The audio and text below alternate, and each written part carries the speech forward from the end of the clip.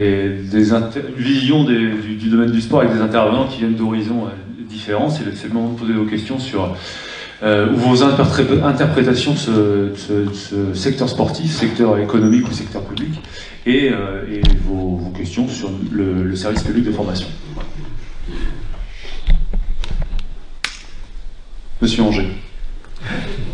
J'étais interpellé par l'intervention de Julien.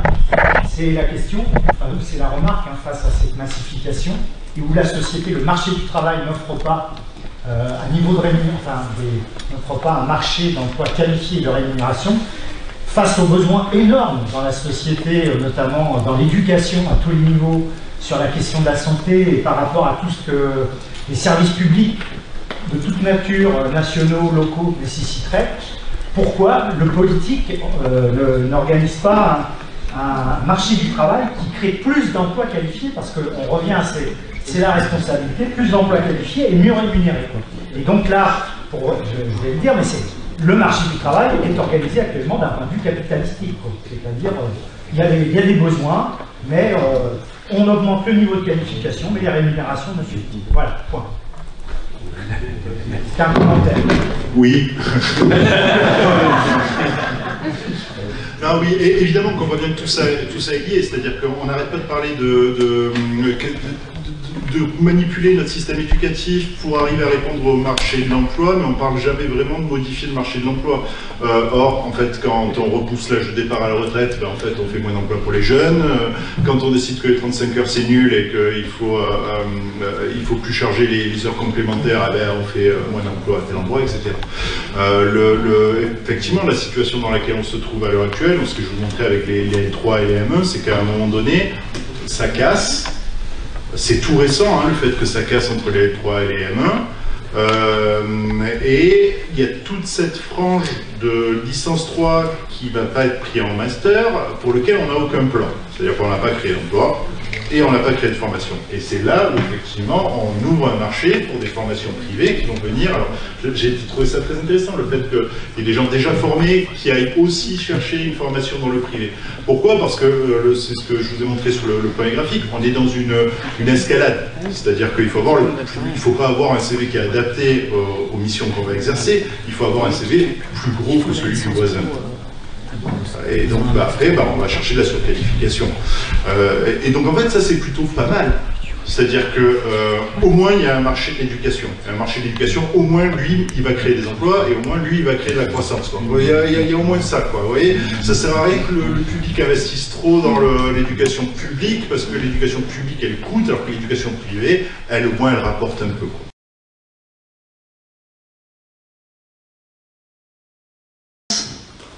Où les écoles privées, aujourd'hui, elles sont détenues par des fonds d'investissement.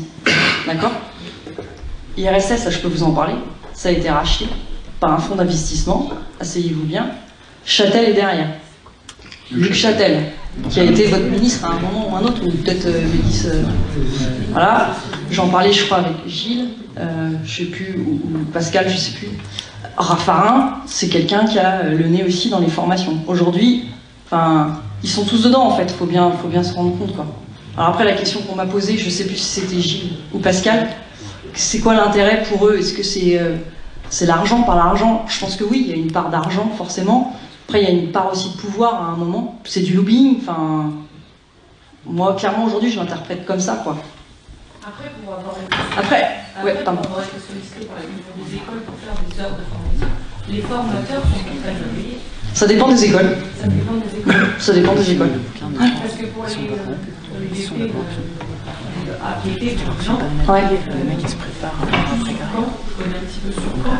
Effectivement, les formateurs qui interviennent, c'est des gens qui ont ça en France, entraîneurs, de machin, etc., mais qui n'ont pas des niveaux de formation de dingue. Et pourtant, nos statisticiens de Caen, quand ils ont leur licence ES, après, ils vont faire des BP. En fait, ils vont avoir eu, dans un deuxième temps, comme formateurs, des gens moins qualifiés que les formateurs qui sont à la fac, et pourtant avec leur licence, ils n'ont pas de travail.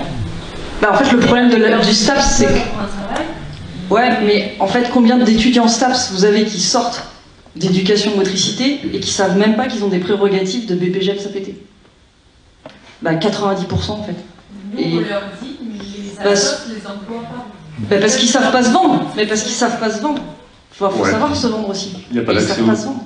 Il n'y a pas d'accès aux activités de compétition aussi, pour les sports co, c'est un peu compliqué. On va essayer de finir parce que les collègues attendent derrière.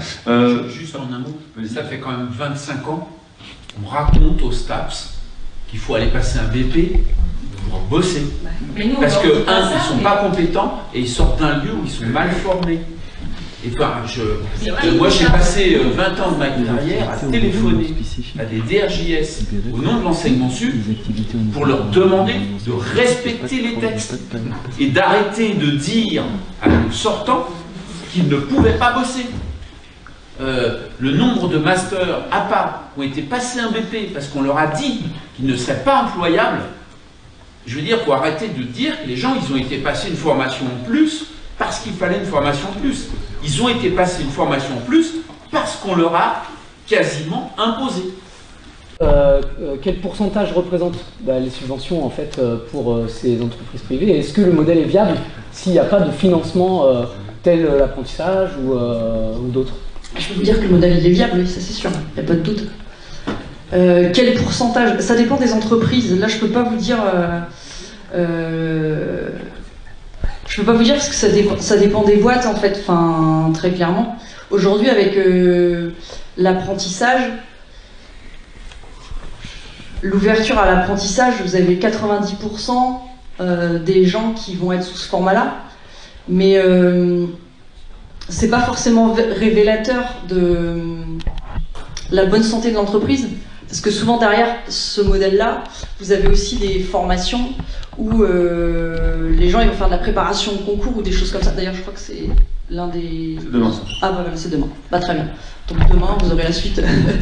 Et donc là, c'est des modèles sur lesquels là, il n'y a pas d'apprentissage. Et souvent, en fait, ils font un mix des deux. Donc l'idée après, elle est de jouer là-dessus, quoi.